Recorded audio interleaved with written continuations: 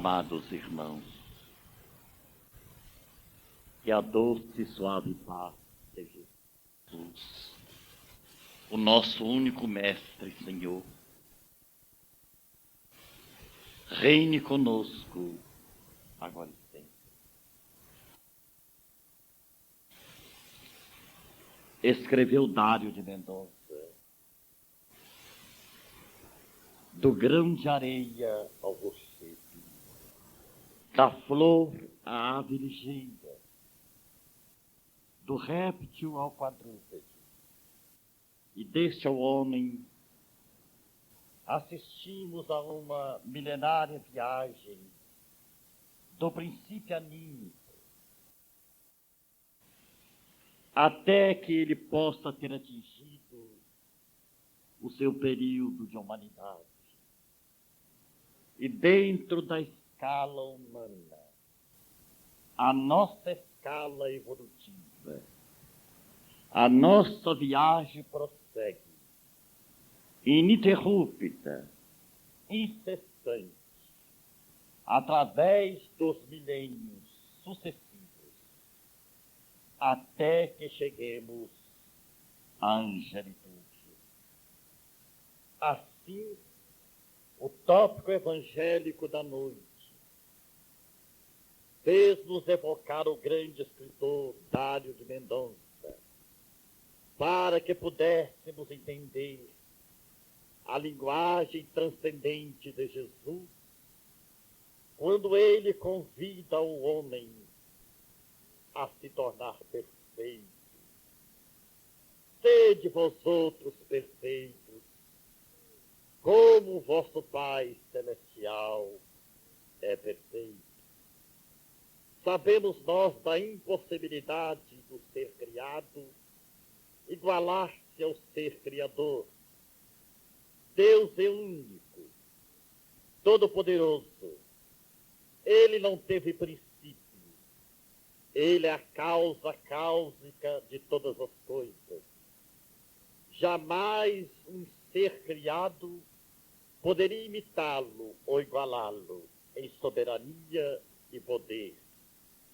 Mas o pensamento de Jesus é para que o homem, a obra-prima do Criador, pudesse, através dos milênios, chegar àquela perfeição compatível com a evolução dos espíritos angélicos. O próprio Jesus é um padrão de elevação, de sublimação angélica. E para que nós pudéssemos um dia ver o Pai face a face, ele nos apresentar as condições de pureza de coração. Bem-aventurados puros de coração, porque eles verão Deus face a face. Mais tarde viria Allan Kardec, o codificador da doutrina espírita, estudando o pensamento de Jesus, traçarmos a diretriz sem a qual ser-nos-ia impossível, semelhante tentame de chegarmos ao reino da perfeição relativa a que todos os seres da criação são fadados. O homem chegará indubitavelmente a ser o modelo de perfeição, a ser o novo Cristo. Mas, para isto, a reencarnação, essa lógica divina e natural, é para nós a grande esperança, porque ser-nos-ia imensamente impossível, por mais perfeita fosse a nossa conduta dentro da vida humana, por mais perfeita fosse o nosso modo de viver, de pensar e de sentir, em todos os aspectos, abrangermos a plenitude da perfeição que requisita o Senhor para que o Espírito possa ter o Pai.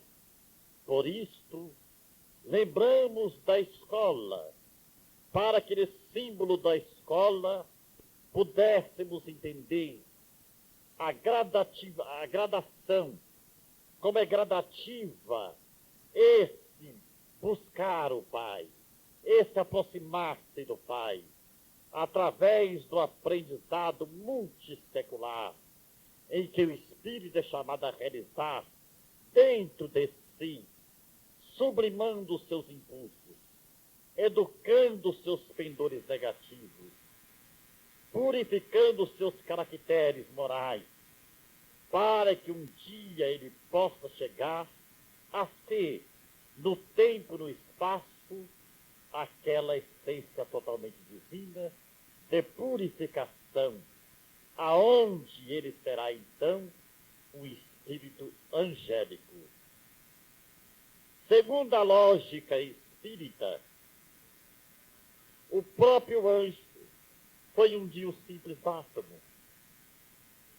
Não há privilégio nas leis do Criador. Todos os espíritos foram criados simples e ignorantes. Todos eles partiram do princípio único, do vir a ser para ser, em essência aquilo que devem ser. O próprio Jesus não teve outro destino a não ser a de um espírito corajoso que marchou em linha reta para o Pai através dos mundos, através das inumeráveis reencarnações.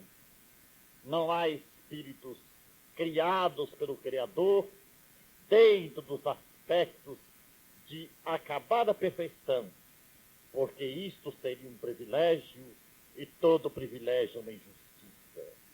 Então nós vemos que o processo evolutivo é para todos nós o grande desafio da evolução, das conquistas morais e intelectuais a que o homem é chamado a fazer em si mesmo, vencendo etapa por etapa, escala a escala, de mundo a mundo, de corpo em corpo, de milênio a milênio, até que ele chegue à perfectibilidade. Não há dois caminhos a seguir. É um só. É o caminho do alto esforço. É o caminho da coragem. É o caminho do aproveitamento. É o caminho da obediência. É o caminho da disciplina, em que o Espírito se submete às leis divinas e luta dentro de si para não se transviar da senda reta da perfeição.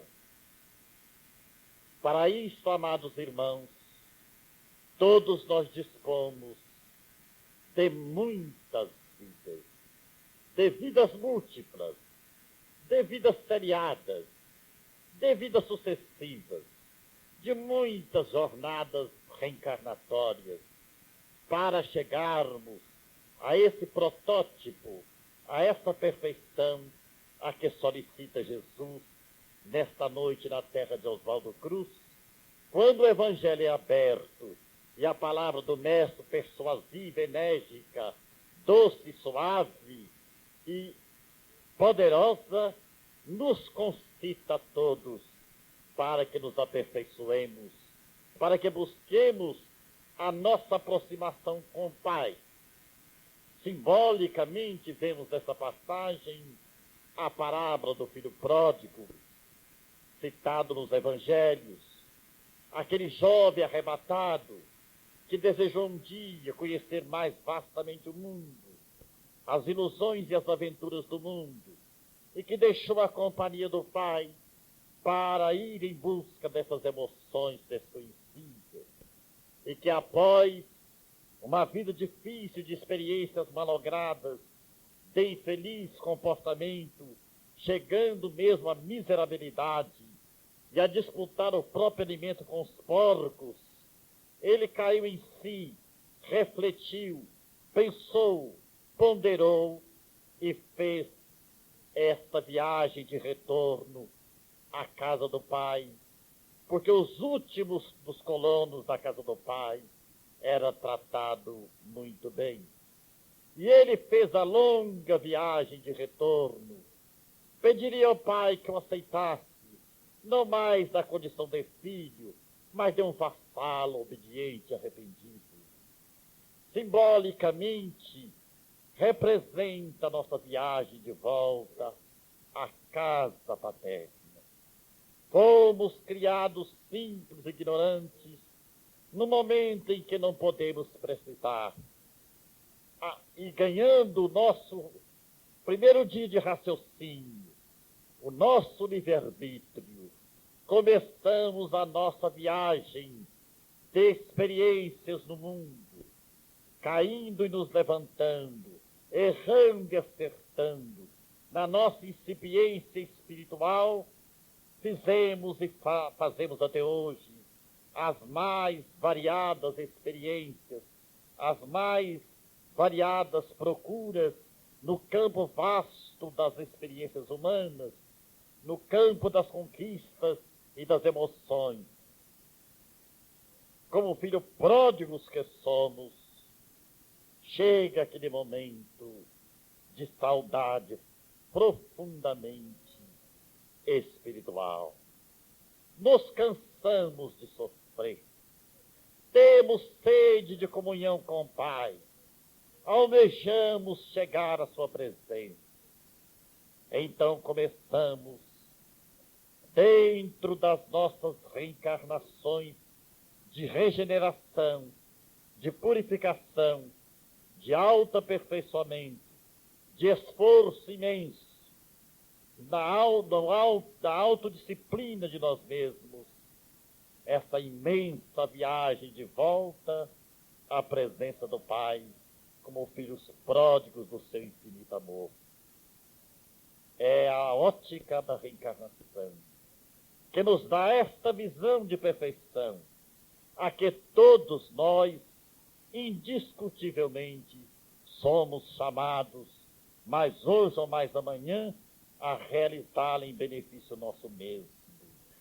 O homem dotado de livre-arbítrio, de vontade própria, é livre para fazer o que quer, realizar o que mais deseja, viver conforme pensa, plantar a esmo. Mas ele também, por sua vez, por um determinismo natural da evolução, é constrangido a sofrer em si as consequências de todas as suas atitudes. A lei nos espreita a cada segundo o nosso comportamento mental, emocional, espiritual, psicológico, as nossas atitudes objetivas e subjetivas. A lei segue-nos para e passo, averiguando o nosso progresso, observando de perto os nossos esforços de escalar mundos mais avançados, de buscarmos a luz, tendo aquela coragem inquebrantável de abandonarmos o convívio com as trevas. É aquela vontade interior de buscarmos a presença do Cristo. E para tal mistério, a lei divina estabeleceu em todo o universo infinito a lei dos renascimentos. Como fugir ao imperativo do progresso?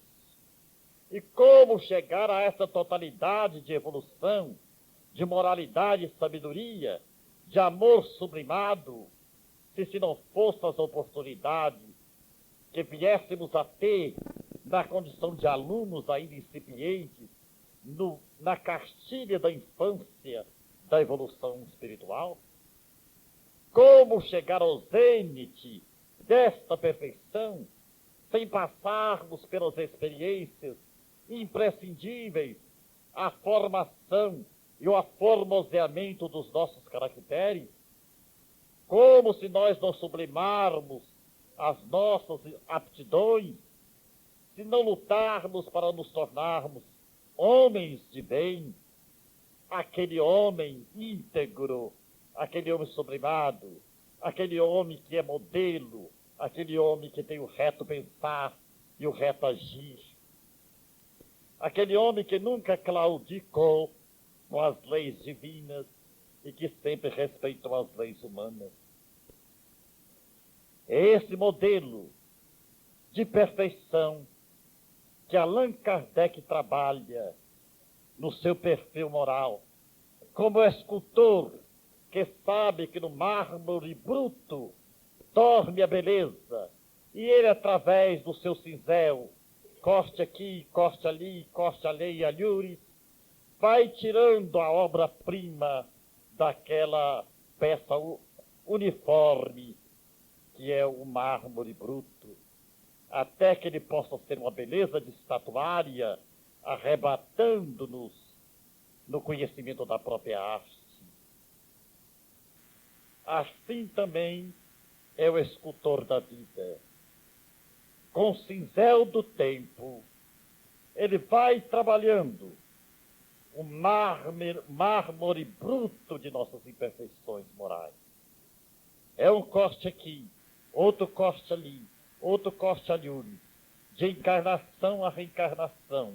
Nós vamos passando por uma série de metamorfoses, de transformações profundas, até que possamos um dia, despojado de todas as nossas arestas morais, nos apresentarmos a Ele com a mesma pureza do nosso princípio. Esta foi e é a visão do Cristo. E a doutrina espírita que nolo revive, traça para nós as diretrizes, mostra-nos a meta e fala-nos através dos bilhões de vozes de espíritos de todas as evoluções que viveram na Terra e em outros mundos, que não pode existir outros meios a não ser o progresso irreversível do espírito através dos milênios sucessivos. Allan Kardec perguntou aos espíritos se bastaria numa encarnação só, por um comportamento perfeito, o homem chegar à perfeição. Os espíritos lhe responderam com maestria: o que entendeis por perfeição está infinitamente longe da perfeição. A perfeição para nós outros na Terra, em relação à perfeição a que o espírito deve chegar, ainda é uma perfeição muito próxima da selva. Da mesma forma, os espíritos perguntaram a Allan Kardec. Allan Kardec perguntou aos espíritos, aliás, se os espíritos admiravam e admiram as nossas músicas. A resposta dos espíritos: aludis à música terrena? O que é ela em face da música celeste? É como o grito dos vossos selvagens para a melodia mais erudita. Assim também nós podemos ter uma ideia da perfeição moral a que o homem é submetido, a que o homem é constrangido a realizar através dos milênios da sua imortalidade. Nós somos diante dos espíritos angélicos ainda seres primitivos. A Terra, diz Emmanuel, para os espíritos que já se angelizaram, nos apresenta a imagem de um grande berçário espiritual aonde a humanidade ainda está dormindo. Nós estamos dormindo do ponto de vista do espírito em relação à grande viagem a que todos nós temos de empreender em busca da nossa felicidade. Mas dentro das nossas conjunturas humanas, vivendo apenas esse estreito limite de 80 anos, o que o homem sonha em ser feliz, o que ele define por felicidade, seus anseios e buscas, ainda para o plano superior, não passa de procuras infantis. Quando alguém desencarna, que volta ao mundo da realidade espiritual, a escala de valores para ele sofre uma profunda metamorfose, uma profunda mudança. Tudo aqui que para ele era prioritário, que ele colocava em primeiro plano dos seus anseios, torna-se secundário. E ele chega a rir de suas infantilidades, à maneira do adulto que ri das peraltices de sua infância. Por isto, o alto tem infinita compaixão de todos nós, que ainda somos crianças espirituais, que estamos brincando de viver e que colocamos a nossa felicidade e os objetivos da nossa felicidade em coisas tão transitórias, tão efêmeras, e por essas coisas efêmeras e transitórias, de natureza estritamente material, o homem tem se transformado em instrumento de muitas guerras, de muitos homicídios, de muitas transações infelizes, de muito despotismo, de muita tirania, de muita vileza de caráter, de muita degradação moral, porque os seus objetivos são, às vezes, mesquinhos, e ele não mede os meios para chegar aos fins. Quando o homem pensa que deve realizar isto ou aquilo aqui para a sua felicidade, ele julga a sua felicidade, mas ele não pensa na felicidade dos outros. Ele não mede as consequências de uma atitude calculista e fria. Ele planeja, ele esquematiza, e para chegar aos seus intuitos, para chegar aos seus objetivos, ele se faz surdo à própria consciência. Ele se auto-anestesia do ponto de vista moral, torna-se insensível para gozar dos seus direitos, entre aspas, que ele julga de profunda prioridade. É o egoísmo, meus irmãos. Somos uma caravana imperfeita, perdida no deserto de nossas próprias misérias. Almas em desfile num vale imenso de neblinas espirituais. Encontramos o cascalho e o confundimos com a pedra preciosa. Somos garimpeiros do espírito, mas mergulhando na vida física, invertemos os valores e achamos que o cascalho é o diamante que procuramos. E assim, de etapa em etapa, de lágrima em lágrima, de dor em dor, de desencanto e de desencontros, vamos compondo a rede do destino. Muitos despertados, conscientes, definidos, corajosos, iluminados, não relutam à porta estreita dos sacrifícios. Estes peregrinos já esclarecidos, que sabem dos valores eternos, que não permutam o reino de Deus pelo trono transitório de César, que não busca Mamon nos seus prazeres mentirosos de um dia, em detrimento à paz do espírito na sua perenidade de vida. São estes os que já estão trabalhando para uma humanidade feliz. Estes espíritos de escola, periodicamente Deus permite que eles reencarnem na Terra, em todos os continentes do planeta, para nos trazerem suas luzes, seus progressos, suas conquistas. E é assim que a humanidade vai progredindo, através dessa interdependência de valores. Para nós, que já possuímos o Espiritismo, já não nos é lícito dizer que somos ignorantes, dizer que não fomos informados. Todos nós já somos consciências informadas, só ainda não somos consciências transformadas, porque o Evangelho ainda está mais na nossa esfera mental, na nossa esfera intelectiva. Ele ainda não conseguiu adentrar profunda e substancialmente os nossos corações, para que pudéssemos ser, moral e espiritualmente, pessoas amadurecidas e equilibradas, pessoas que não abusam nem da inteligência e nem das emoções.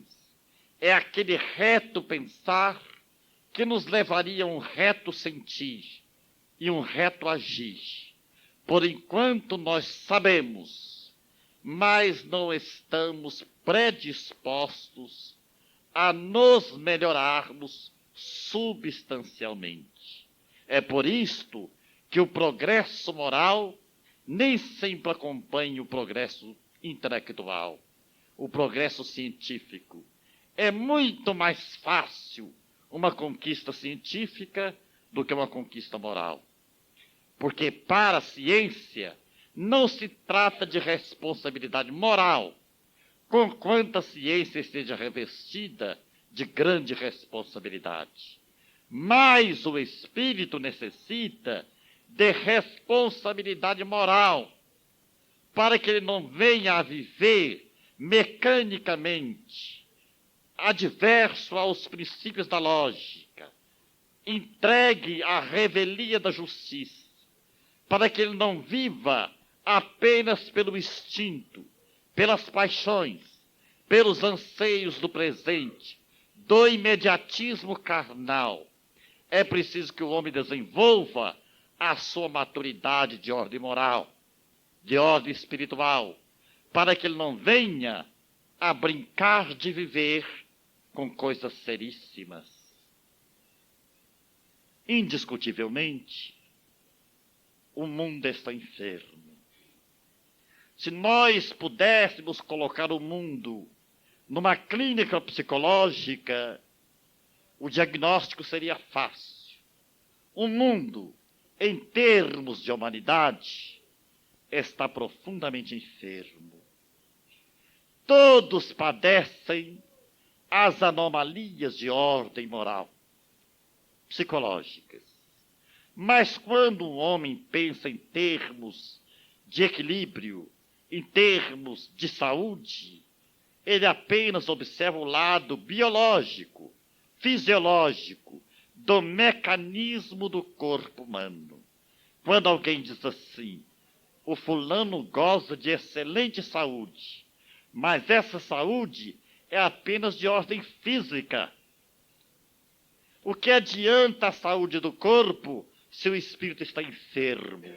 O homem que mata, o homem que rouba, o homem que assassina, o homem que mata no ringue através do pugilato, o homem que escreve a carta caluniosa, às vezes estão do ponto de vista biológico dotados de saúde perfeita. Mas e o espírito? É o espírito. É ele que está enfermo. Então as enfermidades da alma são mais dolorosas do que as enfermidades do corpo. Pelo contrário, às vezes as enfermidades do corpo trabalham a saúde do espírito. É um antídoto e um preservativo, indicando parada, sinal vermelho, para que o espírito não continue a transgredir as leis divinas, os princípios morais da vida. Toma, às vezes, um corpo débil, frágil, acometido de achaques, impossibilitado, para que ele possa fazer aquela longa viagem de volta para dentro de si mesmo. Porque até hoje, o homem só viajou por fora de si. Ele fez da vida um turismo, de continente a continente, de país a país. O homem viaja à procura de si mesmo, mas a viagem mais arrojada, a viagem mais fascinante, a viagem mais difícil é aquela que fazemos no país endevassado de nossa própria alma. É aquela viagem para dentro de nós, a fim de que possamos dizer com Sócrates, o eminente filósofo grego, conhece-te a ti mesmo. Ele vai combatendo os pontos fracos de sua personalidade. Ele vai combatendo as suas imperfeições, porque há para tal aquele senso de autocrítica a que todos nós possuímos. Podemos receber dos outros, até por um princípio de educação, os mais belos elogios, com os mais ricos adjetivos.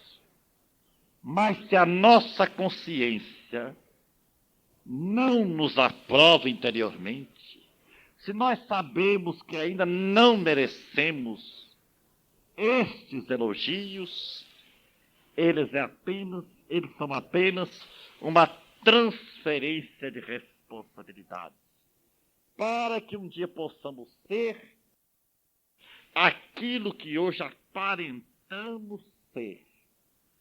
Ainda não somos o que devemos ser. Ainda aparentamos o que pensamos ser. E se já não somos o que fomos, ainda não somos o que devíamos. Então, cada qual de nós é chamado a entrar para esse mundo ignoto de si mesmo, sondar a sua vida íntima, vasculhar os seus mais secretos pensamentos e fazer aquela auto-pergunta, no monólogo, conversando consigo mesmo. Quem eu sou? O que eu estou fazendo de especial dentro da vida humana? Porque esse ato mecânico de comer, de dormir, de reproduzir a espécie e de trabalhar, os animais também o fazem.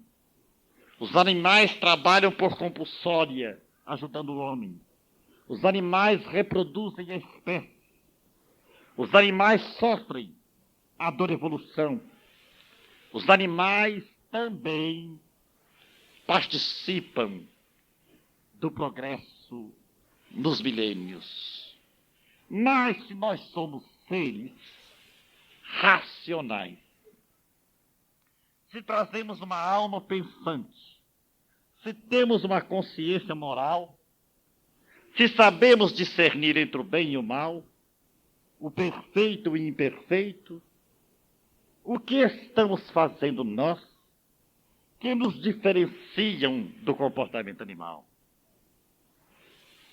Trabalhar, guardar dinheiro, assegurar o futuro. Mas que futuro é esse que o homem sempre alude? É o futuro presente? É o futuro material? Mas o que é o futuro material diante do futuro eterno do espírito? Então nós vemos que através dos milênios nós só temos progredido na horizontal destes valores. Muito dinheiro, gozar o corpo, desfrutar o corpo, comer e dormir bem, e alguns escassos minutos para Deus. E o homem se sente, do ponto de vista religioso, muito realizado, porque vai à casa de oração uma vez por semana. Participa de um momento de oração e se julga tranquilo com a consciência divina. Esvai-se o tempo, esgota-se as energias vitais, ele desencarna, retorna ao mundo espiritual na estaca zero, à espera de uma outra oportunidade, que não se sabe quando e nem como, para voltar novamente à matéria, para repetir as lições malogradas, fracassadas. E toda repetição vem com um acréscimo a mais de sofrimento, com um acréscimo a mais de dificuldade, porque fomos os alunos que passaram pelo educandário da Terra sem nenhuma mudança substancial no nosso aprendizado. Nos alimentamos da natureza, exploramos a terra, usamos um corpo, ganhamos o amor de mãe e de pai, o amor de nossos educadores, e nada realizamos de substancial em nosso próprio progresso. São as vidas estacionárias, repetitivas. Lameira de Andrade, no livro Ideal Espírita, ele nos diz: espíritos existem que nascem e renascem na carne e no espírito, através do berço e do túmulo, sem nenhuma mudança em seus esgares fixos. A nossa consciência já cristalizada, passamos como múmias e desencarnamos como múmias, até que o tempo, na expressão da dor e do sofrimento, venha em nosso socorro para nos lapidar, para nos acordar, para que possamos chegar à perfeição para a qual todos nós fomos criados. O homem mais primitivo, que dança ao redor dos totens sagrados, de sua selva, ao ruflar de tambores, será indubitavelmente um dia, na sucessão dos milênios, um Francisco de Assis, um espírito purificado, um novo Cristo. Mas para isto, a reencarnação é uma lei tão natural como a lei de gravitação. Os mundos gravitam por esta lei. Assim também a reencarnação é uma lei de Deus, é uma lei natural.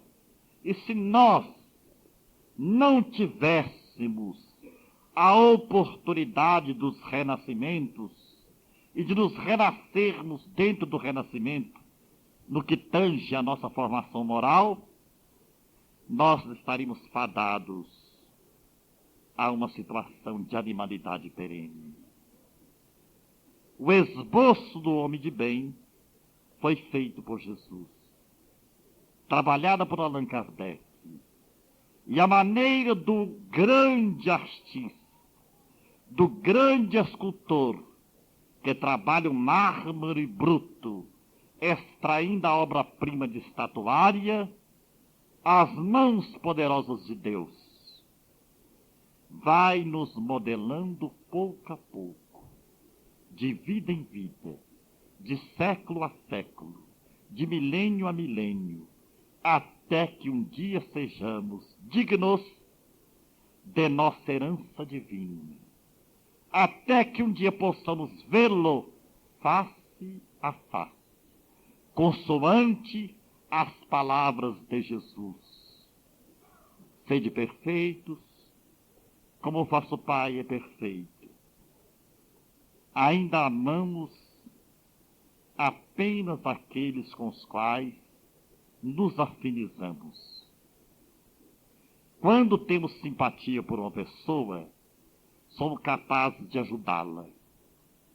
Se nós somos bem tratados, retribuímos o trato com a mesma cordialidade e gentileza. Mas ainda temos preferências. Nós ainda temos o nosso círculo estreito de preferências. Até que através dos milênios nós possamos amar universalmente. No geral, sairemos do particular para o geral. Sairemos da ilha para os continentes, do eu para o nós, do exclusivismo para a fraternidade. Esse amor em nós tem que se expandir como o sol. Não podemos amar apenas os que nos amam, admirar apenas os que nos admiram, porque isto não estaremos fazendo justiça nenhuma. Disse o Cristo: se saudardes apenas os que vos saúdam, que fazeis de especial? Não procede assim os publicanos? Amai os vossos inimigos. Orai por aqueles que vos perseguem e caluniam.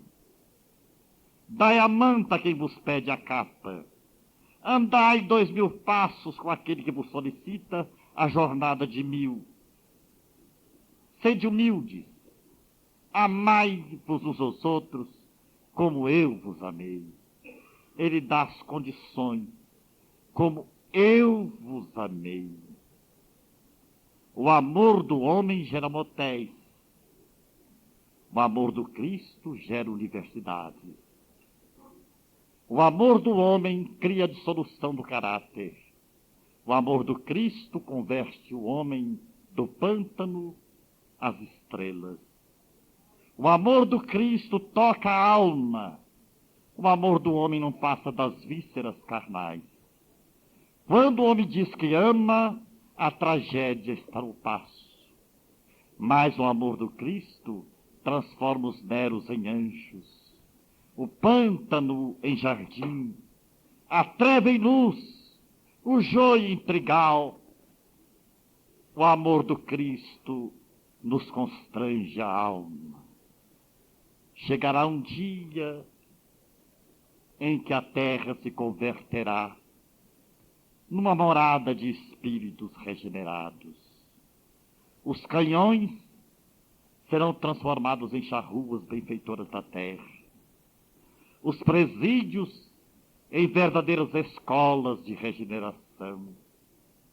Não mais o ódio, não mais a antipatia, não mais a ambição desvairada, não mais a injustiça, não mais a parcialidade, não mais os interesses subalternos, não mais a tirania do poder, não mais o exclusivismo do sangue. Teremos estatuído para nós uma norma de comportamento, de ética cristã. Seremos espíritos renovados, aonde o mal será para sempre esquecido, aonde o crime se recolherá ao museu, e todos nós seremos homens de bem, caminhando ainda em busca da perfeição. E conclui Emmanuel dizendo que os anjos estão tão distantes de Deus como o macaco do homem. Não é de desanimar, meus irmãos. É para nos emular a caminhar. É para nos dar mais otimismo na caminhada, compreendendo que o homem é chamado a uma escalada infinita no Himalaia da perfeição. Deus jamais nos criaria para vivermos de contemplação beatífica, de braços cruzados, apenas olhando a sua face celeste, sem nenhum serviço a fazer. Então o homem é o operário da sua evolução, da sua própria evolução. O homem é o único engenheiro de sua rota espiritual. Dele apenas depende o avançar ou o estacionar. o caminhar mais depressa, ou brincar de ciranda e cirandinha dentro da reencarnação. Mas para todos nós, a dor virá ao encontro. E a dor está para o espírito como a dinamite para os corpos rochosos, para as montanhas ciclópicas, que as explodem, a fim de que dos seus estilhaços o homem possa construir suas moradias, pavimentar suas estradas. O explodir da dor humana, a dinamite do sofrimento, veio arrebentar as montanhas do nosso orgulho, as montanhas do nosso egoísmo, as montanhas do nosso indiferentismo, para que aprendamos, enfim, que nós somos de Deus, que nós somos espíritos e não matéria, que vivemos para a vida do espírito e não para a vida do corpo, que se deve dar a César o que é de César e a Deus o que é de Deus. E André Luiz acrescenta, dizendo: viver por viver, todos vivem. O essencial é saber viver. E se hoje temos conosco a doutrina espírita, já não podemos brincar de viver. A vida se nos apresenta definida. Já sabemos de onde viemos, porque fomos criados, porque estamos na terra, porque sofremos e para onde vamos. Já não somos mais seres perdidos, como um viajor sem bússola. Temos o Espiritismo. Eis aí então a grave responsabilidade de se ser espírita. E Jesus nolo define dizendo: muito se pedirá a quem muito foi dado, a cada um segundo as suas obras. Que Jesus nos abençoe. Vida é sol de eterno amor, nossa alma combalida, aos céus ele conduz. O seu amor fraterno, de mestre e salvador, nos diz do amor eterno de Deus nosso Senhor. Real doutrina, só tu bendizes, irmãos felizes, na paz do amor. Tu és bem sublime, porque nos trazes divinas frases do Redentor. Divinas frases do Redentor. Chico Xavier, respondendo a uma pergunta no programa Pinga Fogo, em Goiânia, o doutor Isaltino lhe faz uma pergunta: Chico, por que o sofrimento, Chico? Por que evoluir através da dor? E o Chico deu a seguinte resposta: não é o caminho único, o do sofrimento. É um dos caminhos. Sem o sofrimento, o homem gastaria, suponhamos em termos de anos-luz, 2 anos-luz para chegar à perfeição. Com o sofrimento, ele pode ir 200 anos. É a força que nos conscientiza para a vida. Agora, ninguém deve buscar o sofrimento a pretexto de querer progredir. Esse sofrimento é uma lei natural. É a busca de grandes experiências do espírito. Porque muitos dizem assim: os espíritas são masoquistas. Eles só falam em sofrimento. Não é verdade. Acontece que é tão difícil dar crédito às palavras do Cristo sem a dor, que muitos de nós só nos lembramos de Deus na hora dos apertos. É o jovem que está no vestibular, reza para mim passar. É o comerciante, reza para me colher, porque se eu fizer boa venda, eu vou ajudar lá o Isaías construir o lar. Reza para isso, para mim ter um bom casamento. Reza para mim fazer uma viagem feliz. As preocupações do homem é só de pedir. Nunca agradece e raros louvam. Todos pedem.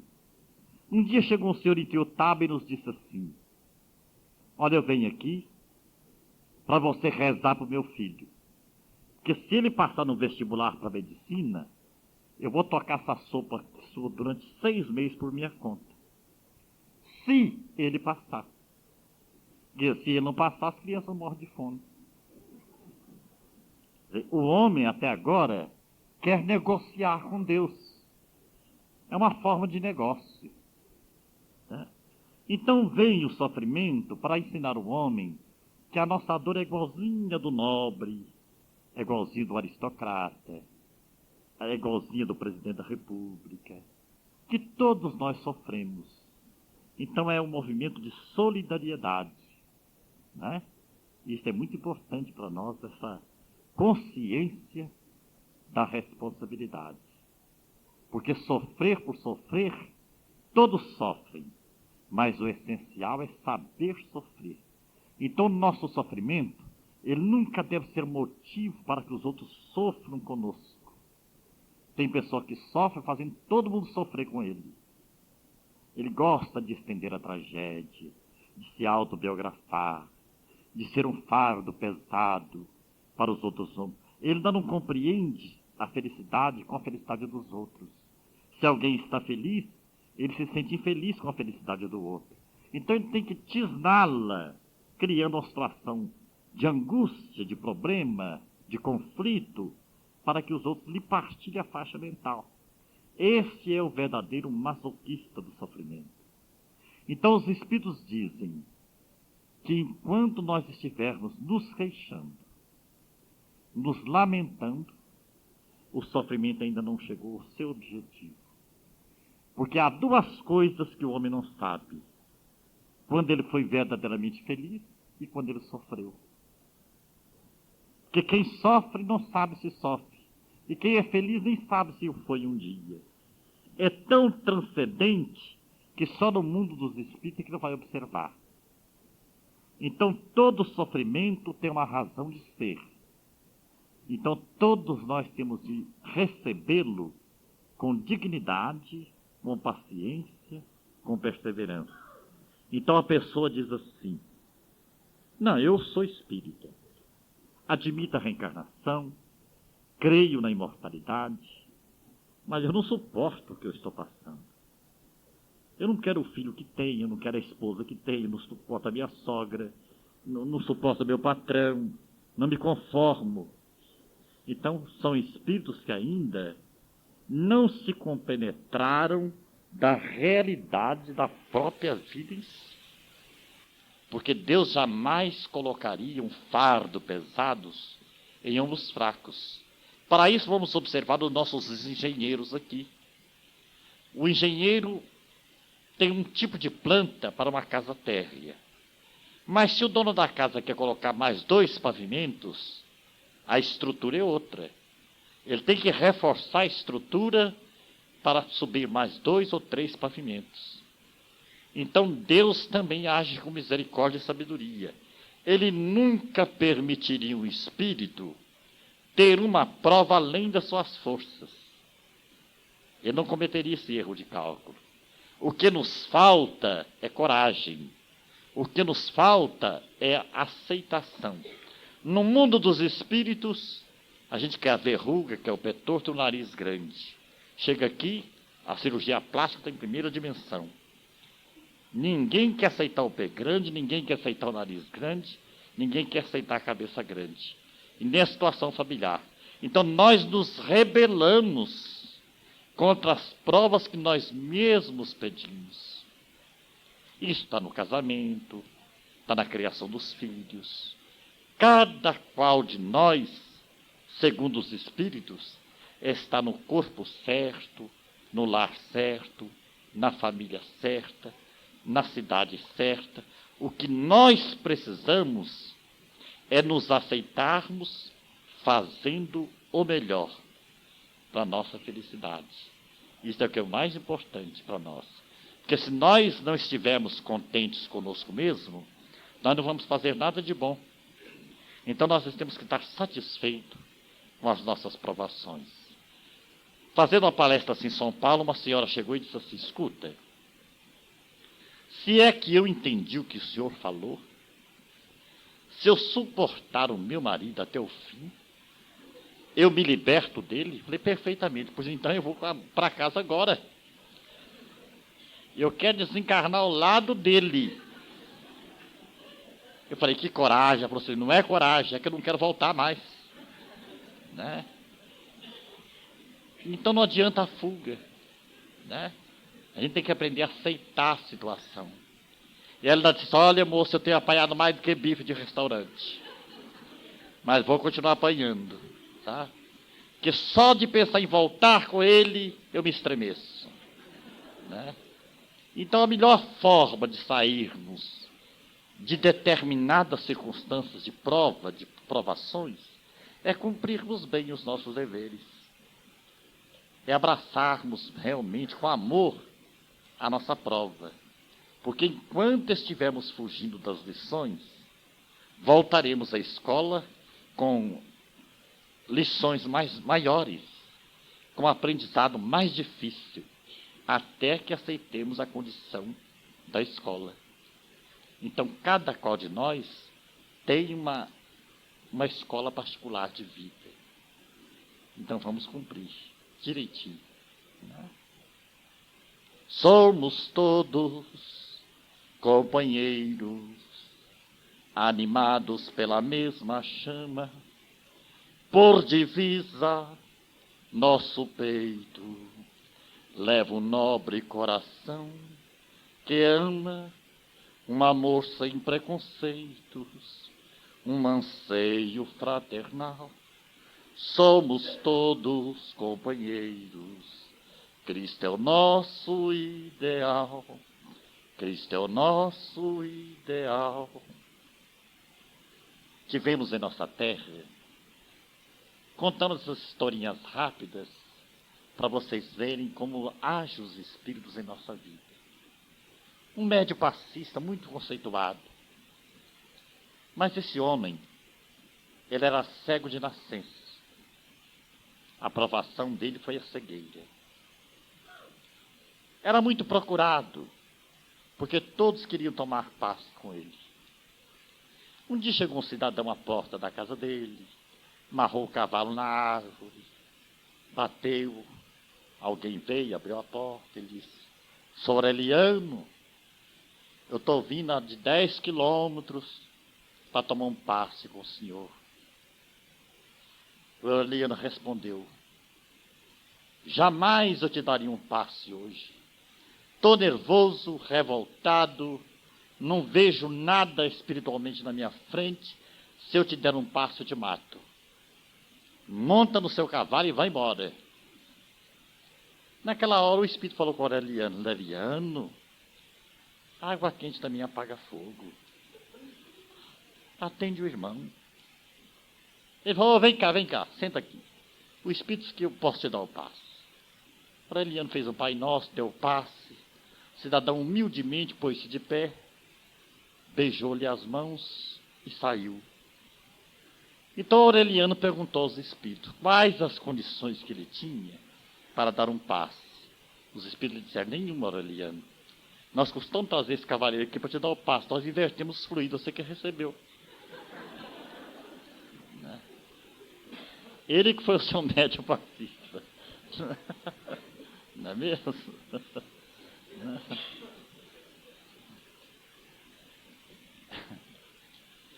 Então nós vamos cantar mais uma música.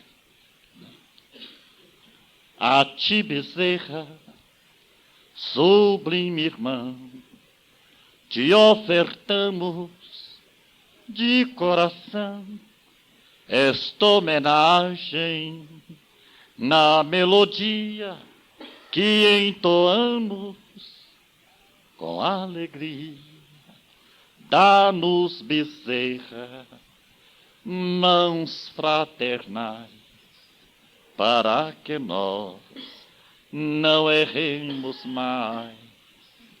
Com teu auxílio, cheio de luz, nós chegaremos até Jesus.